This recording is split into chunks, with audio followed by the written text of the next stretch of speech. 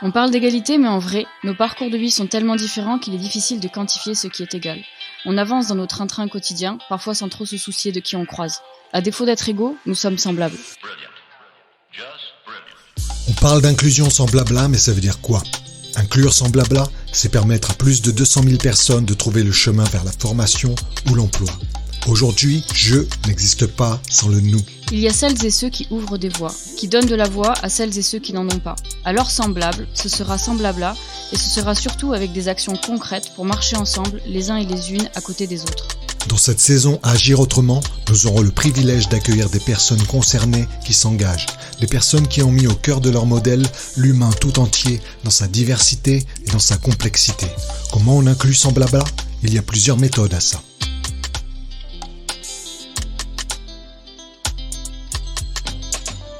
Originaire de Vaux-en-Velin, vous grandissez dans le quartier du Mas du Taureau. À l'âge de la petite enfance, quand les enfants rêvent de super-héros, vous rencontrez Mohamed Ali en ouvrant un livre à la bibliothèque. Sur l'une des photos, vous lisez son nom inscrit au dos de son peignoir. En rentrant le soir chez vous, vous écrirez le vôtre sur le peignoir de votre père. C'est comme ça que vous rencontrez la boxe, un sport dont les valeurs vous permettront d'abord d'y faire carrière, mais aussi par la suite de structurer votre aventure entrepreneuriale. Vous dites que votre chance est d'avoir eu des parents qui ont été constamment derrière vous. Grâce au sport, vous sortez des murs du quartier et voyez un bout du monde. Cet élargissement des horizons vous a ouvert des perspectives, notamment l'envie d'aller vers les autres. Lors des émeutes qui ont ébranlé votre quartier d'abord, mais aussi la France entière, vous vous improvisez médiateur en aidant notamment les anciens, car votre notoriété vous avait apporté la confiance de bon nombre dans le quartier. Avec le temps, vous allez devenir le premier médiateur officiel d'abord, puis plus tard adjoint au maire. La politique n'était pas votre monde et surtout, ayant déjà entamé votre aventure entrepreneuriale en créant Nécessité, vous décidez de démissionner et de concentrer vos forces dans votre quartier pour lui rendre ce qu'il vous avait donné. L'objectif était d'aider les gens à trouver un emploi, car vous dites que les banlieues regorgent de talents et que votre mission est de rapprocher deux mondes qui s'ignorent.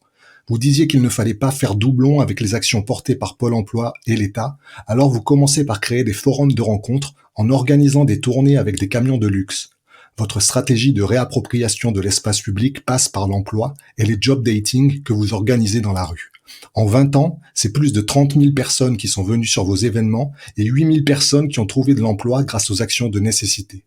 Aujourd'hui, fort de ce beau parcours, vous êtes devenu conseiller à la Commission européenne sur l'emploi et l'insertion et avez fait connaître votre ambition et partager votre expérience au-delà de nos frontières. Julie et moi sommes très heureux de pouvoir partager ce nouvel épisode de Semblable podcast en votre compagnie.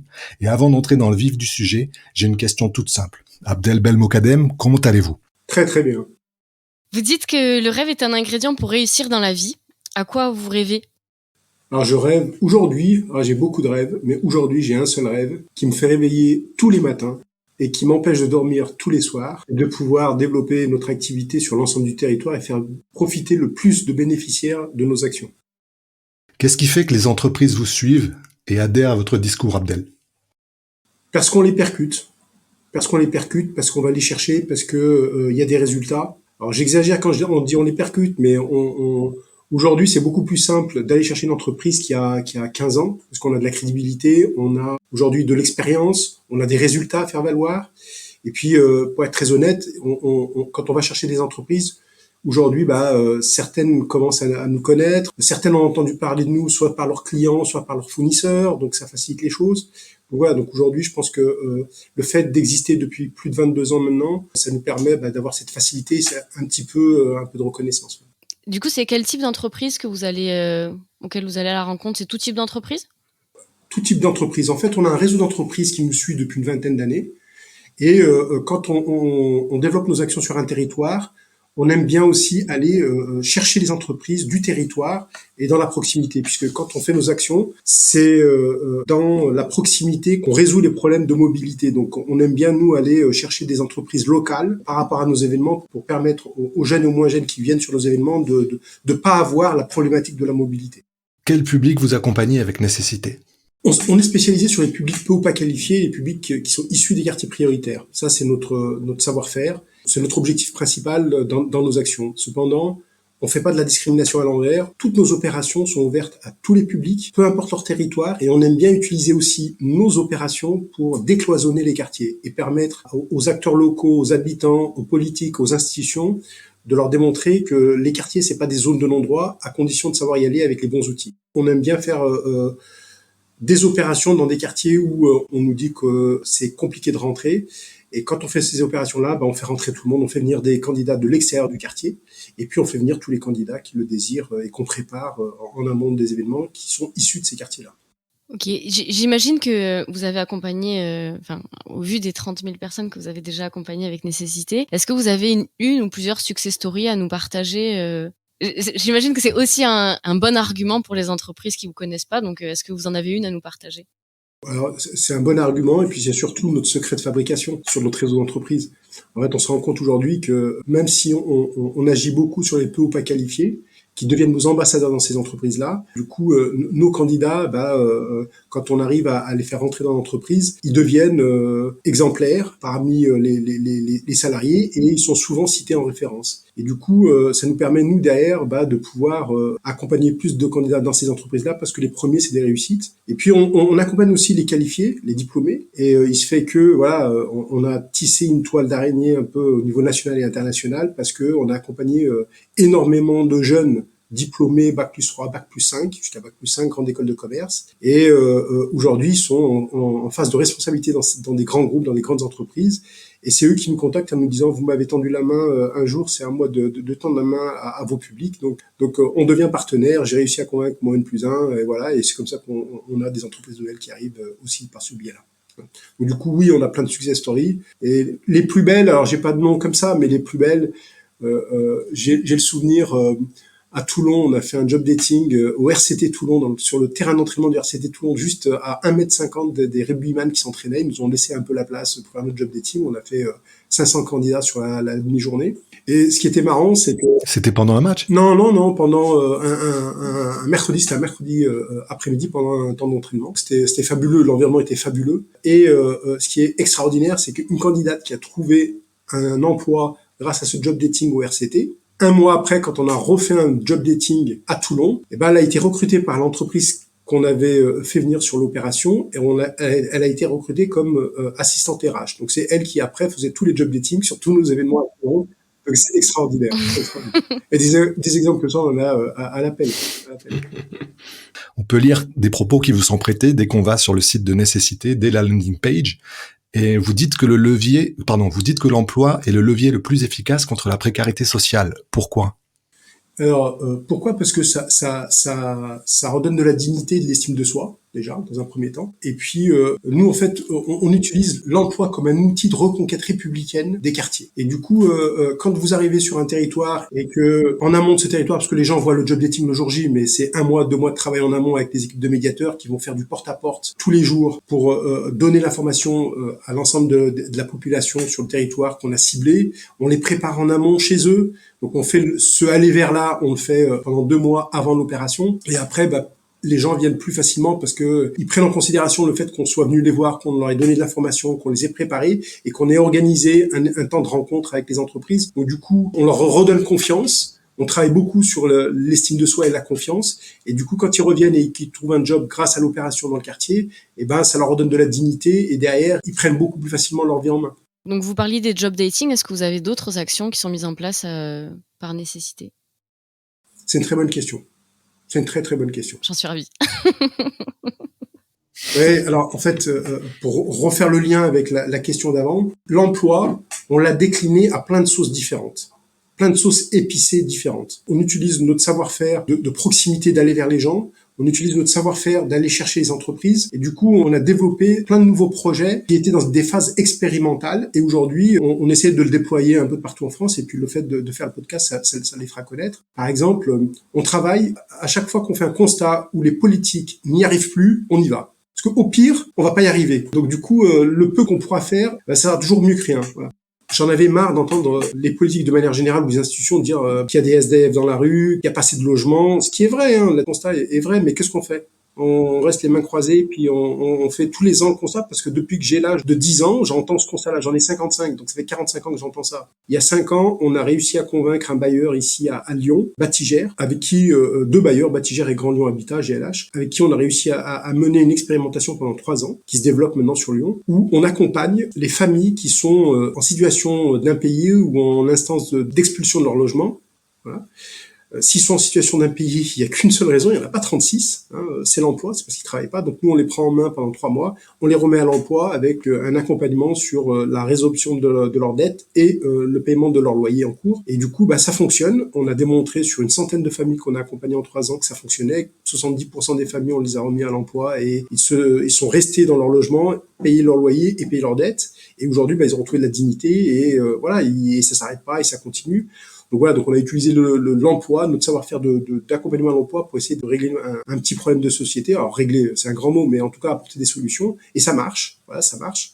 Donc aujourd'hui, on le développe en PACA. On a réussi avec Erilia et puis notamment le préfet PACA à développer tout ça. Donc ça part de Lyon, c'est une expérimentation lyonnaise qui a été soutenue par la préfète à la politique de la ville et puis tout un tas d'acteurs institutionnels. Donc voilà un premier exemple. Un deuxième exemple sur l'emploi, les hospices civils de Lyon. On accompagne un service avec un éminent professeur sur une maladie rare qu'on déjeune, voilà, mais qui est pas handicapante pour travailler, sauf que quand la maladie se déclenche, le protocole médical est un peu lourd et du coup les gars ils arrêtent l'école et ils restent chez eux. Donc du coup le temps de guérison il est beaucoup plus long. Et on a essayé d'accompagner 1, 2, 3 jeunes qui ont bien voulu se prêter au jeu avec nous et qui étaient suivis dans le cadre de ce protocole médical. On les a remis à l'emploi, on les a remis en formation, on leur a refait prendre des études dans les accompagnements en les motivant. Et du coup on s'est rendu compte que ça fonctionnait, les professeurs se sont rendus compte que ça fonctionnait et que ça apportait des résultats, y compris sur l'impact sur le délai de guérison. Alors on sait que nous de toute façon le protocole médical va les amener à guérir. Mais au lieu qu'ils prennent 2 fois ou 3 fois plus de temps, ils prennent le temps normal. Et du coup, on s'est fait un peu ces spécialités, essayer d'aller sur des causes et d'accompagner les gens sur notre savoir-faire. Alors, on a un savoir-faire qui est autour de l'emploi, mais aussi on sait aussi accompagner les gens sur la remobilisation autour d'un projet. On disait dans l'intro de cet épisode que vous aviez été adjoint au maire et que vous aviez choisi de démissionner pour revenir faire de l'insertion sur le terrain. On disait aussi que votre ambition était de réunir 2 mondes qui s'ignorent. Mais du coup, quelle était votre stratégie quand vous avez choisi de démissionner ? Tout simplement de me consacrer à mon entreprise. Et je me suis rendu compte très très vite, quand je suis devenu élu dans ma ville, que pour faire bouger les choses, il fallait avoir les pleins pouvoirs. J'avais pas les pleins pouvoirs, donc je pouvais pas faire avancer les choses, au moins dans ma ville. Donc je me suis dit, autant le faire avancer de partout, en sortant du jeu politique, parce que voilà, j'ai pas de culture politique, j'ai pas de savoir-faire politique. Mon savoir-faire, il est simple, c'est régler les problèmes des gens. Ça, je sais faire. Et du coup, je me suis rendu compte qu'avec nécessité, je faisais plus de politique comme je voulais, où je voulais, avec qui je voulais. Et ça avait beaucoup plus d'impact. Donc, le temps que j'avais à consacrer, j'ai préféré le consacrer à mon entreprise, à la développer et essayer d'avoir plus d'impact sur le territoire. Très clair. Combien on compte de personnes aujourd'hui chez Nécessité ? Alors, ça varie en fonction des projets qu'on gagne. Voilà, ça varie. En ce moment, on est une quinzaine. Sur 3 territoires, sur Île-de-France, PACA et Rhône-Alpes. D'accord. Le bassin historique. Vous dites qu'on a mal dépensé l'argent destiné aux quartiers populaires. Quelles auraient été, d'après vous, les bonnes politiques ? D'abord, les mauvaises politiques, parce que je veux encore les pointer du doigt, ça fait 40 ans que je les pointe du doigt. Il y en a marre de démolir et de reconstruire les quartiers. Il y en a marre. Il faut arrêter. Ça, il faut l'arrêter. Voilà, donc, ils ont enfin compris qu'il fallait mettre un peu plus d'argent sur l'accompagnement social et professionnel de ces habitants, parce que j'ai habité dans ces quartiers. Moi, quand j'y habitais, on l'a démoli et reconstruit 3 fois. Ça n'a pas réglé les problèmes sociaux et surtout pas les problèmes pour les jeunes qu'on était à l'époque de l'emploi et de la formation. Aujourd'hui, il faut reconnaître, et moi je le reconnais, voilà, autant j'étais là pour taper sur les institutions et les politiques quand ils faisaient, à mon sens, pas le nécessaire pour ces quartiers-là. Grâce au PIC et au PRIC, le plan d'investissement dans les compétences, on se rend compte qu'aujourd'hui, énormément de gens, énormément d'habitants de ces quartiers-là ont pu trouver une solution via la formation, via la remise à l'emploi, parce qu'on a mis de l'argent sur de l'accompagnement social et l'accompagnement en particulier à l'emploi, à travers le PIC. Et aujourd'hui, on en ressent, nous, sur le terrain, moi je le vois tous les jours, on en ressent les bienfaits. Même si certaines institutions disent le contraire. Moi, je persiste et je signe en disant que depuis qu'il y a le PIC, ça a aidé à diminuer le chômage dans les quartiers parce qu'on a orienté des moyens financiers pour des acteurs qui sont là pour accompagner les jeunes de ces quartiers-là vers l'emploi. Et ça marche. Et l'enjeu pour nous aujourd'hui, c'est que ces budgets-là soient sanctuarisés et que un travail aurait dû être fait déjà, puisque dès le départ, on nous avait dit qu'il y aurait une étude d'impact sur tous les projets qui sont financés dans le cadre du PIC ou du PRIC, pour voir ceux qui pouvaient être développés sur l'ensemble du territoire. Et malheureusement, ça n'a pas encore été fait. Et on en est à la 6e ou 7e année du PIC. Donc, à un moment donné, voilà, il faut se poser les bonnes questions et se dire, voilà, quels sont les projets au niveau national qui peuvent être soutenus et développés, en faire bénéficier l'ensemble du territoire. En rassemblant les éléments, Abdel, pour construire cette interview aujourd'hui, il m'est sauté un élément aux yeux et je me suis dit que j'avais l'impression que vous n'étiez pas devenu entrepreneur par choix, mais par opportunité. Du coup, est-ce que vous pourriez nous raconter le pourquoi de ce choix? Alors, oui, très facilement. La première chose, c'est que j'ai choisi très très jeune de vouloir être entrepreneur pour plein de raisons. La première, c'est que tous les matins, je voyais mon père partir au travail à 5 heures du matin à pied, parce qu'il n'avait pas de voiture. Et ça, cette condition-là m'a touché. Voilà. Donc c'était le premier. Le deuxième, c'est mon grand frère, qui a suivi la même route. Il est peu qualifié, il avait un CAP de tourneur-fraiseur. Et j'avais pas envie voilà de suivre ce chemin-là. Non pas que c'est pas un bon exemple, bien sûr que mon grand frère et mon père, c'est deux bons exemples, mais j'avais pas envie. J'avais vraiment pas envie. Voilà, donc du coup de dépendre de quelqu'un. exactement. J'étais plutôt indépendant déjà très jeune, et du coup, ce qui s'est imposé à moi, il y a pas eu 30 solutions. J'avais la possibilité de faire un sport collectif et un sport individuel. J'ai préféré faire un sport individuel parce que ça dépendait que de moi, les résultats, et j'étais pas dépendant d'autres, voilà. Alors que j'ai toujours pratiqué beaucoup de sports collectifs et beaucoup de sports individuels. J'en ai gardé un qui a été le fil conducteur sur toute ma jeunesse, c'est la boxe. Et puis l'autre chose, c'est je connaissais mes forces, mais je connaissais surtout mes faiblesses. J'ai fait de mes faiblesses des forces. Et comme à la base je savais ni lire ni écrire et que l'école c'était pas mon point fort, donc j'ai utilisé cette faiblesse-là pour la faire devenir comme une force, en me disant je sais que je pourrai jamais avoir un poste de cadre dans une entreprise parce que j'ai pas de diplôme, je sais à peine écrire 2 mots. Et la meilleure solution d'avoir un avenir qui dépend que de moi, bah, c'est de monter ma propre entreprise. Et je regrette pas. C'est difficile, mais je regrette pas. Ça, c'est sûr. C'est pas toujours facile, on imagine bien. Vu que vous accompagnez des personnes qui sont éloignées de l'emploi, vous travaillez sûrement avec la plateforme de l'inclusion et plus particulièrement avec les emplois de l'inclusion. Dans quelle mesure vous l'utilisez et quelles utilisations vous avez eues sur cet outil? Nos équipes les utilisent plutôt pour faire des rapprochements sur les offres de la plateforme et les candidats que nous on peut avoir, et puis vice-versa. On invite aussi les candidats à aller consulter au maximum cette plateforme et s'inscrire aussi sur la plateforme. Donc voilà, nous, l'utilisation qu'on fait aujourd'hui. Après, je sais qu'ils font de l'immersion facilitée, mais nous, on fait pas mal d'immersion avec nos entreprises partenaires, donc on le fait de 2 manières différentes. On le fait tout seul avec l'entreprise parce qu'on a des relations avec certaines entreprises qui nous permettent de faire des immersions non encadrées par Pôle emploi. Du coup, on va faire découvrir des métiers à des jeunes comme ça par l'immersion, et c'est très parlant pour les jeunes. Et puis on fait aussi des immersions en utilisant l'outil MRS avec nos partenaires, notamment Pôle emploi. Donc on a des entreprises qui utilisent l'offre de services de Pôle emploi, la MRS, et pour lequel on source. Donc on envoie des candidats sur les informations collectives qu'organise Pôle emploi, notamment à travers les MRS qu'ils organisent pour certaines entreprises qu'on a en commun. Du coup, ça me permet de rebondir avec une autre question qu'on a. D'après votre expérience, en général, comment l'immersion a un impact sur l'avenir professionnel des personnes qui sont accompagnées par nécessité? Est-ce que ça change vraiment la donne? Qu'est-ce que ça apporte en fait? Alors, je sais pas si ça change la donne, mais en tout cas, nous, on sent que c'est un vrai plus. C'est un vrai plus parce que aujourd'hui, les jeunes, ils ont besoin de factuels, de toucher, de voir, notamment ceux qui sont peu ou pas qualifiés. Donc, du coup, quand tu nous parles d'une mission dans une entreprise, d'une fonction, ça reste très vague dans sa tête. Alors que quand il y va, il voit des gens de sa génération sur les postes, il peut partager, échanger avec eux. Du coup, ça donne beaucoup plus envie que de rester derrière une table, une chaise, un bureau et lui expliquer les choses de manière abstraite. Quand je vous écoute parler, Abdel, je comprends et on comprend tous que une de vos réussites, c'est d'avoir fédéré les gens. Et à ce jour, à qui vous pensez quand vous vous dites qu'il y a des personnes et des organismes sans lesquels Nécessité n'aurait pas pu grandir? Est-ce qu'il y a des noms? Est-ce qu'il y a des organismes qui vous viennent en tête? Oui, bien sûr. La réussite de Nécessité, c'est pas moi, c'est surtout tous les gens qui ont accompagné le projet et qui continuent à l'accompagner aujourd'hui, qui m'ont aidé à toutes les phases de la vie de l'entreprise. Et Dieu sait qu'il y en a eu plusieurs de phases. Je pense comme ça, là, tout de suite, parce que vous m'en donnez l'occasion, à Jean-Michel Aulas et l'Olympique Lyonnais, puisque c'est avec eux qu'on a initié, il y a maintenant quasiment 20 ans, les job dating dans les loges de stade de Ligue 1. C'est le premier qui m'a fait confiance, c'est le premier qui m'a dit « Fonce Abdel, on y va, t'as besoin de quoi ?» Puis depuis plus de 20 ans, il a toujours soutenu mes actions, il a toujours été là derrière, il a toujours été un facilitateur. Je pense aussi au directeur général de Cégide, Patrick Bertrand, qui est là depuis même avant la première heure, parce que je le connais même avant la première heure. Il a toujours été là en conseil. Je pense à Jean-Claude Michel, l'ancien patron de Norbert d'Entresang, le leader mondial du transport. Voilà, je pense à tout un tas de gens qui ont été là, à Philippe Audoux, Nicolas Sherman, de Sport dans la ville. Voilà, c'est tous des gens qui sont devenus des amis. Et sans eux, je pense que mon aventure entrepreneuriale, elle se serait arrêtée très très vite. Alors je pense à plein d'autres personnes, hein.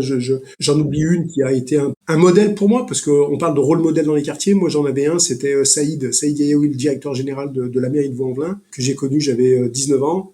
Il m'a tout appris à écrire, à lire. Il a fait un pari sur moi quand j'étais médiateur. Il m'a fait grandir. Et tout ce que je fais aujourd'hui, Jackie Chevalier, pareil, c'était le DGA adjoint à qui j'étais rattaché, qui m'ont appris à manager, à écouter les gens, à régler les problèmes aussi, parce que tout le monde pense que c'est inné. Non, j'ai appris. J'ai eu une chance extraordinaire, c'est que j'ai jamais fait une formation de ma vie. J'en ai fait qu'une, et j'ai mis 10 ans pour l'obtenir, c'est mon permis. Mais ma période où j'ai travaillé, où j'étais médiateur, j'ai eu une chance incroyable, extraordinaire. J'en étais conscient à l'époque, j'en suis encore plus conscient aujourd'hui. Je les remercierai jamais assez. C'est que j'avais pas besoin de formation, j'avais une dream team à la direction générale qui me permettait de siéger à leur côté dans les réunions de direction générale, dans toutes les réunions de directeurs de service, alors que je l'étais pas, pour apprendre, voilà. Et ils m'ont façonné, ils m'ont fait grandir comme ça, avec l'idée du bien et de la force publique. Et comme je venais un peu du privé, après, l'expérience ça fait que j'ai essayé de rapprocher ces deux mondes, le public et le privé, et j'utilise ça aujourd'hui dans nos actions pour nécessité. Je vous ai donné quelques noms parce que ceux-là, ils sont marquants, et puis ça fait 25 ans qu'ils m'accompagnent, mais il y a plein de gens, en fait. Pas tous les citer parce qu'il nous faudrait une semaine d'émission. C'est ça l'esprit de nécessité. Tous se reconnaîtront, notamment mes amis Parigo, voilà, mes amis du Sud aussi. Voilà, donc, tout le monde se reconnaîtra. Voilà, c'est un exercice difficile, parce qu'on vous a demandé, on vous a demandé de dire quelques personnes, et en fait, c'est sûr que dans ce type de projet-là, il y a toujours plein de gens. Et quand vous en tirez un fil après, ouais, c'est clair. Et puis là, l'entreprise a 23 ans, et 23 ans, voilà, c'est pas 23 années linéaires, hein. Voilà, il y a eu des hauts, des bas, des très grosses performances, des performances un peu moindres, et du coup, tout le monde était là à tous les niveaux. Du coup, nous, dans le podcast Semblable, on aime donner la parole et mettre en lumière le parcours de gens inspirants tels que vous. Et vous, si c'était votre tour, le parcours de qui ou de quelle structure vous aimeriez mettre en lumière? Alors, plein. Alors, plein, on en croise plein sur le terrain. J'en ai une qui m'a marqué, parce que je pense que le pays en a besoin. Le pays peut passer à côté de ça. Et je pense que c'est une nouveauté qui peut apporter énormément de bien à tous les territoires. Je pense à Plus Avenir Connect à Marseille. C'est une association qui a développé une application qui permet de faire des alertes, un peu sur le modèle américain, mais adaptée au territoire français. Aujourd'hui, elle sert beaucoup à faire des alertes sur les problématiques de logement. Alors, le principe, il est simple. Romain Larouille la présente beaucoup mieux que moi parce que c'est lui qui est derrière tout ça. En fait, l'application, elle permet de connecter une offre et une demande, mais plutôt dans le monde de la solidarité. Donc, vous cherchez un logement, il y a une alerte qui se fait sur l'application. L'association qui gère l'application fédère tous les acteurs du logement, tous les acteurs sur tout un tas de thématiques, et il balance des alertes, et puis l'acteur qui est le mieux placé, il répond en disant, moi, je peux accompagner. Je vous donne un exemple. Sur les questions de l'emploi à Marseille, quand une association a une urgence avec une famille à qui il faut trouver un emploi très rapidement parce qu'ils sont en galère, il lance une alerte sur l'application. Nous, on fait partie des acteurs référencés sur les questions d'emploi et d'accompagnement à l'emploi. On reçoit automatiquement sur le portable une alerte et on dit on prend ou on prend pas. Si on prend, on le prend en charge, on téléphone, on prend rendez-vous et on l'accompagne. Et je pense que cette application, elle peut servir à beaucoup de choses sur la thématique sociale et solidarité et emploi. Elle est développée à Marseille. Ils ont un modèle qui a besoin de se développer sur tout le territoire et voilà, c'est eux que j'ai envie de mettre en lumière.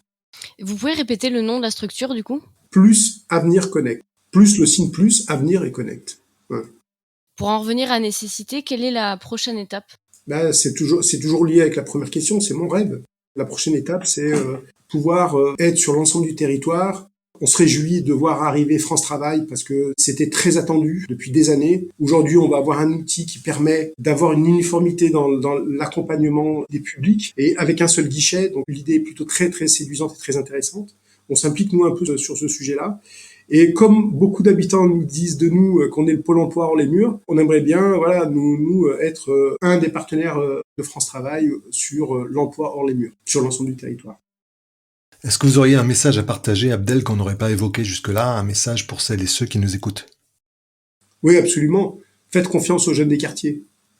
L'avenir de la France de demain, elle réside là. qu'on le veuille ou non. La densité de population la plus importante en France, elle est sur ces territoires-là. Donc aujourd'hui, forcément, il y a de l'élite dans tous les domaines, le sport, la culture, l'économie. Et aujourd'hui, il faut juste leur tendre la main pour leur permettre de pouvoir passer ce cap-là et cette barrière-là. Ils ont des savoir-être et des vouloir-faire qui sont extrêmement puissants. Voilà. Ils ont envie de s'en sortir et du coup, ils ont une farouche volonté de travailler et d'essayer de trouver des solutions pour leur avenir. Donc ce message, il s'adresse aux entreprises qui recrutent et qui se plaignent de ne pas avoir de candidats. Il y a des candidats, y compris dans les métiers en tension, on le démontre tous les jours. Donc il faut juste faire confiance à des candidats avec lesquels vous n'avez pas l'habitude de travailler ou vous n'avez pas l'habitude de sourcer. Est-ce que vous auriez un dernier mot à nous partager avant qu'on conclue? Le dernier mot, c'est de dire qu'aujourd'hui, un petit message d'espoir, c'est que les planètes sont en train de s'aligner, le chômage diminue partout, même s'il diminue dans les quartiers, on le voit, mais il reste encore très important dans ces quartiers-là. Il faut sanctuariser les budgets par rapport à l'accompagnement des publics qui viennent des quartiers et du monde rural, parce qu'on est en train de constater, nous on commence à intervenir dans le monde rural, que les problématiques d'accès à l'emploi dans le monde rural sont aussi extrêmement compliquées, donc il ne faut pas dissocier les deux, il faut surtout pas les dissocier, il faut les associer, sanctuariser des budgets pour pouvoir créer de la pérennité dans les actions. Voilà. Aujourd'hui, des acteurs comme nous qui sommes des petites structures, on est trop fragile parce que on a une difficulté qui est devant nous, c'est de répondre à des appels à projets qui sont pas sûrs d'être reconduits d'une année sur l'autre malgré que vous avez des bons résultats. Voilà. Juste pour être sûr de bien comprendre, Abdel, quand vous dites sanctuariser, c'est qu'en fait ces budgets soient indépendants des politiques en place, c'est ça? Non, pas forcément. Par exemple, je vous donne un exemple. N'y voyez pas aucune malice de ma part, même s'il y en a un peu. Les budgets de l'armée, par exemple, on n'en entend jamais parler, il en faut pas les toucher, on est d'accord. Mais quand on les touche une fois tous les 3 ans, 5 ans, 10 ans, c'est le sujet national. Il y a des budgets qu'il faut pas toucher. Ces budgets-là, la santé, l'éducation, l'emploi, c'est des périmètres qu'il faut pas toucher, qu'il faut soutenir, même quand on peut penser que le contexte économique est plutôt favorable. C'est vrai, mais pas pour tout le monde. Il y a encore beaucoup de familles, on parle en famille, parce que ça impacte des familles dans le milieu rural qui ont des difficultés à accéder à l'emploi. On a encore beaucoup de familles dans les quartiers, malheureusement, qui ont du mal à accéder à l'emploi, alors que aujourd'hui, on n'est pas loin du plein emploi. L'objectif, du coup, c'est que ces budgets-là soient reconduits, sans qu'on les rediscute. Oui, voilà, l'objectif, c'est ça, quand je dis sanctuariser, c'est qu'ils soient reconduits et qu'on se pose pas que les acteurs qui portent ces projets-là, les institutions qui portent ces projets-là, sont discutés avec différentes institutions, donc on nous dit, peut-être qu'il y aura pas les budgets l'année prochaine, on sait pas, il faut attendre le projet de loi. Ok, on a initié des choses qui marchent, le plan d'investissement dans les compétences, il faut dire, ça marche. Faut le dire. Moi, je le hurle, ça marche, c'est une chose qui marche. Là. Peut-être tout ne marche pas, je sais pas. Mais en tout cas, nous, on le voit sur le terrain. Ça a aidé beaucoup de gens à trouver de l'emploi. Très concrètement, juste entre PACA et Lyon, on a eu 2 projets qui ont été financés dans le cadre du PIC. On a remis plus de 500 personnes à l'emploi en 2 ans. Voilà.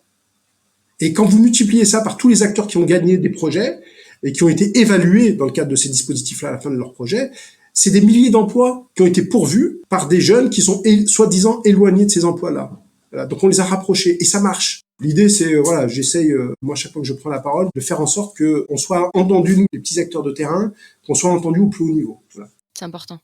Après, je voudrais mettre en lumière une action qu'on fait à Marseille, parce que j'en ai marre de voir notre président de la République venir à Marseille et de pas pouvoir le voir. J'en ai marre, j'en veux plus. En fait, depuis 3 ans, systématiquement après un assassinat dans un quartier, on va faire un job dating sur le lieu de l'assassinat. On sort les tables et les chaises, on fait venir les entreprises, on prépare les candidats et on fait des job dating. On est devenu dans certains quartiers, et le mot, je le pèse,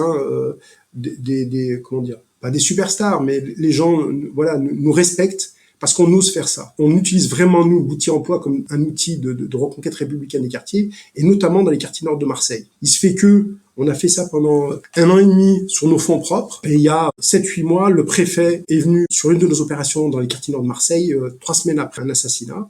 Il a vu ce qu'on faisait, et aujourd'hui, ils nous ont financé 10 job dating dans les quartiers nord de Marseille. Et du coup, on a un outil qui est extrêmement efficace en termes d'impact. Les habitants, ils se sentent considérés, ils ne se sentent pas abandonnés. On en a fait un sur le quartier de la Paternelle qui est aujourd'hui considéré comme le quartier le plus dangereux de France et le plus dangereux d'Europe. C'est 100 000 € de chiffre d'affaires par jour sur le trafic de stupéfiants. Donc nous, on s'est pas emmerdé. On est allé sur le point de deal et on a fait notre job dating dans le local du quartier qui est à 3 mètres du deal. Voilà.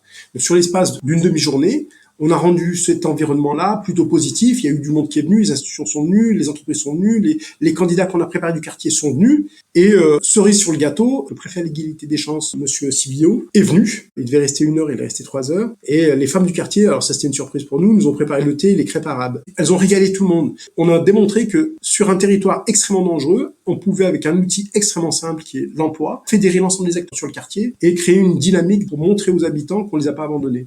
Et aujourd'hui, cette action-là, par exemple, très concrètement, elle est financée par l'État via le préfet à l'égalité des chances. Ça doit être fait sur l'ensemble du territoire. Ce sont de belles preuves. Oui, mais en même temps, c'est difficile parce que on a toujours des institutions en face de nous qui nous disent on sait pas ce que vous faites parce qu'on répond à des appels à projets. Si les gens viennent pas nous voir, ils peuvent pas savoir. Alors, on a des gens extrêmement intelligents qui viennent nous voir sur le terrain, qui ont pas peur et qui ont envie de venir. Ils voient que c'est compliqué. Les gens voient que l'envers du décor, ça dure le jour J, mais nous, on y est pendant 1 mois, 2 mois avant, à faire du porte-à-porte, à voir tous les scénarios et les stratégies d'occupation d'espace par les dealers. Et ils sont armés, parce que nous, on les voit, les armes. On arrive sur des horaires qui sont décalés, on n'est pas là-bas à 9h du matin. On y est aussi, mais on est surtout entre 20h et 22h dans le quartier. On essaye d'apporter un service différent. Je comprends. On arrive à la fin de cet épisode. Je tenais déjà à vous remercier. Non, c'est moi. C'était top. Merci d'avoir accepté cette invitation. Cet épisode du podcast Semblable vous a été présenté par Julie et moi-même, Rodolphe. Il est propulsé par la plateforme de l'inclusion. Semblable met en lumière l'action de personnes qui choisissent d'agir autrement et de placer l'humain au cœur de leur action. Si vous aussi vous souhaitez donner de la voix aux initiatives inclusives, n'hésitez pas à aimer, partager et commenter. Nous vous donnons rendez-vous le mois prochain. D'ici là, n'hésitez pas à croire en vous.